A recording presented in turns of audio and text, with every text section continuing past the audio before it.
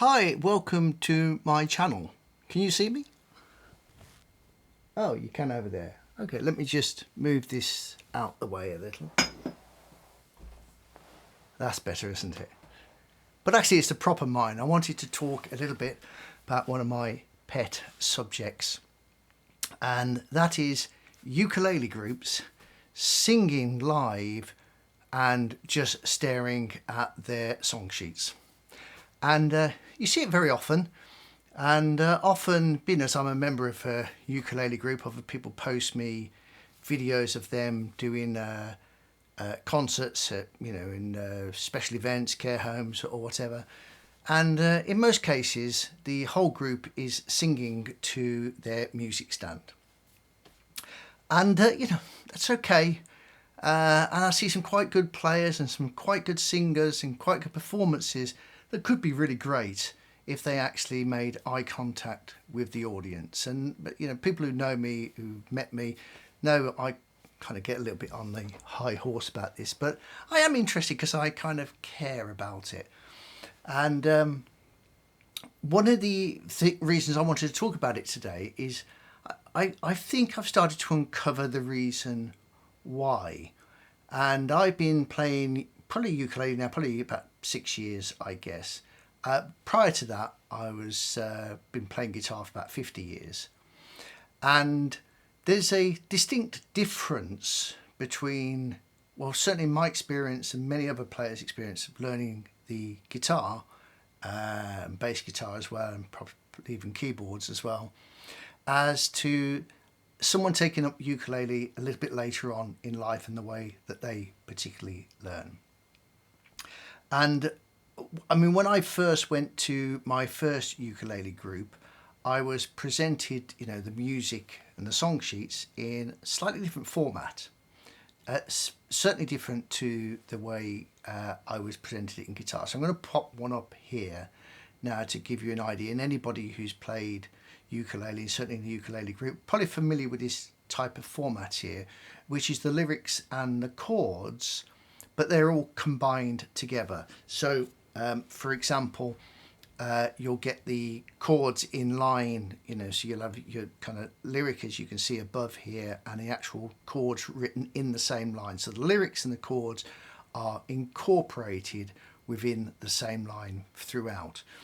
Where if you look at a lot of guitar music, if you go to a website like ultimateguitar.com and search for lyrics and chord sheets, and they do lyrics and chord sheets not only for guitar but for bass and for ukulele as well, it's presented in a different way, in that you have your lyrics and the chords for those particular lyrics above the lyric line. So there's two lines for each bar of the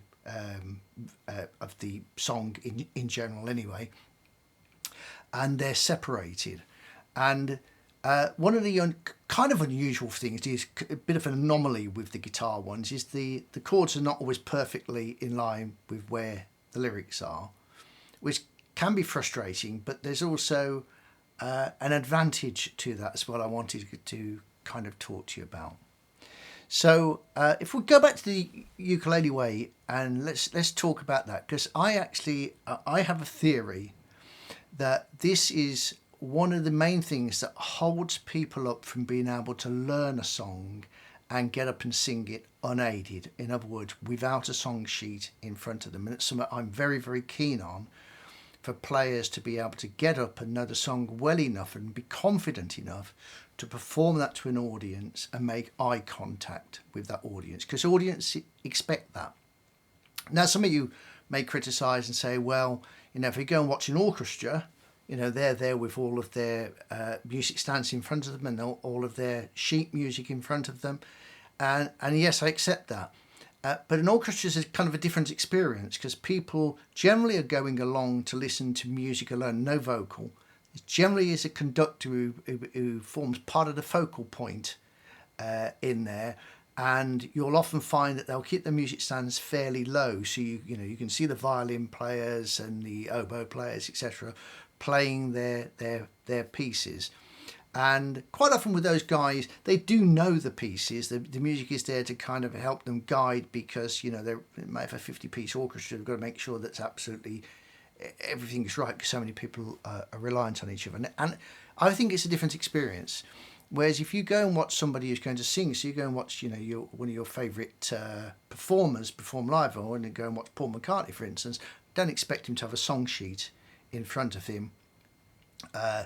And, you know, most performers I go and see don't have that song sheet in front of them. They're playing from memory. They've learnt the song. Okay, they've probably written those songs slightly different, but, you know, you can't kind of get my gist. And I certainly, when I'm doing performances, you know, I learn the songs. Maybe a worst case, I might have a sheet of paper on the floor with some kind of crib notes, you know, where things just to kind of remind me. But in general, I've learned all the songs, and you know, I need that really, because, you know, I need to see what's going on with the band, and sometimes help other members of the band. So I need to be absolutely confident in what I'm doing. So just coming back then to the music and the way it's presented, and I've got a feeling that the problem with a lot of people who I speak to at ukulele clubs will say, you know, have you tried playing with that? He said, well, I can't. I absolutely can't. I've tried it. I'm totally reliant on the music. And my first question to them is, well, could you sing me Happy Birthday? And I say, yeah, of course I could sing you Happy Birthday. So you can learn a song. You know, you can keep it in your mind, and you can know the structure of a song, and you can change the words on Happy Birthday to whoever's, you know, birthday it is at the time. So it's not that you can't physically do it or mentally do it. There's something that's blocking you from doing that. And one of the problems, I think, with putting the words and the chords together is your brain doesn't have to think about it. And it doesn't have to think about separating the two, because they really are, they're two separate things. Chord pattern and the lyrics are two separate things altogether, because the chord pattern is a constant. It cannot change. In 99.9% of popular music, the chord pattern has a particular formatted structure. So if we look at rock and roll music or country music, which kind of uses the 12-bar progression, you know, you've got so many bars in the first chord and so many bars in the second chord, and so on. And once a verse is structured, the chord sequence repeats for the next verse and the next verse. Then you have a slightly different chord sequence generally for your chorus, but if the chorus repeats, again, it's the same. And if you've got that kind of separated as you would in kind of standard guitar music, then you'll learn the chord sequence independent of the lyrics, because it's up to the singer how they sing those lyrics, and the singer might change the timing slightly and, you know, come behind the beats or in front of the beats, or elongate notes or shorten notes, depending on the way they want to interpret the music. So in many ways, the two shouldn't be together. You should have, you know, your accompaniment has got your particular structure as it goes through. And I think, you know, if we look at this kind of song sheet up here, and this is, you know, a typical one, I'm going to use Folsom Prison Blues as an example. You've got the chords exactly in place where the lyrics go. So one is, you know, the singer's got nowhere to go. You know, they've got to follow what the music's playing, and they've got no way of, you know, as some singers will, they'll, you know, maybe put a pause or bring in the lyric quite late as they're trying to get some tension going. You've got absolutely no chance of doing that.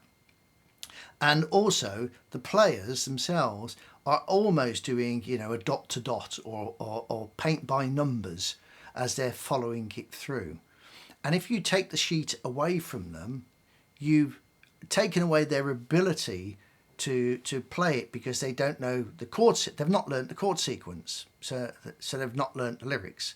Whereas my view is, well, if you separate the two and start to focus on the chord sequence, and just scat sing something. So we take Folsom Prison Blues, which the lyrics are, I hear a train coming, it's rolling round a bend. You could almost think, well, I'll learn a sequence. Let's say we're playing it in C, and we've got C, F, G, la la la la la la la la la la la la la la la la la. Now, once you've got the first sequence, that's the same for the second verse and the third verse and the fourth verse. There's 4 verses in that particular song. And, once you've got the sequence of the first verse, all 4 verses. You just repeat that. And you need to focus on, can I play it and just la, la, la it and almost ignore the singer. Because, once you're experienced at that, I could, if it was me and someone asked me to play that song, I could sit there and play it and not even hear the singer because I'm playing the pattern of what's going on, and it's up to the singer to follow that pattern or interpret that pattern as they wish to. So I certainly think there's an issue with this style of putting down music, in that it keeps your brain it's not laziness, but it keeps your brain from separating the skill of learning patterns for the chords and the lyrics are something separate. And again, if you learn the pattern, then you've got half the song done. Then you've got to learn the lyrics. And lyrics differ from, verse 1, verse 2, verse 3, verse 4, but the chords don't differ. So you can be confident that you can play that. And if you can do that, that will make you a more confident player. I mean, I had a situation when I was at one of the group meetings some months back now, where we were playing a rock and roll medley. Rock and roll's 12-bar blues. We were playing it in the key of A.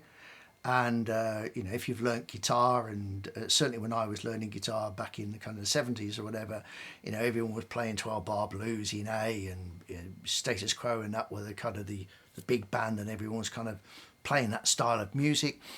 You knew that the sequence was A, D, E throughout the 12-bar sequence, pretty standard. So if you're playing Chuck Berry and you happen to be playing in A, all Chuck Berry's hits are pretty well the same, then you've got the same pattern going throughout.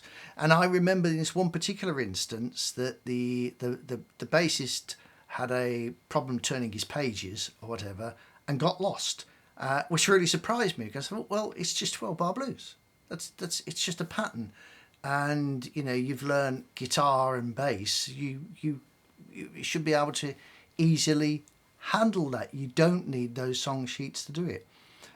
However, even I fall into that trap. If I've got that style of music in front of me, I don't learn it properly. Whereas if I change it back to the regular pattern, then I start to learn it.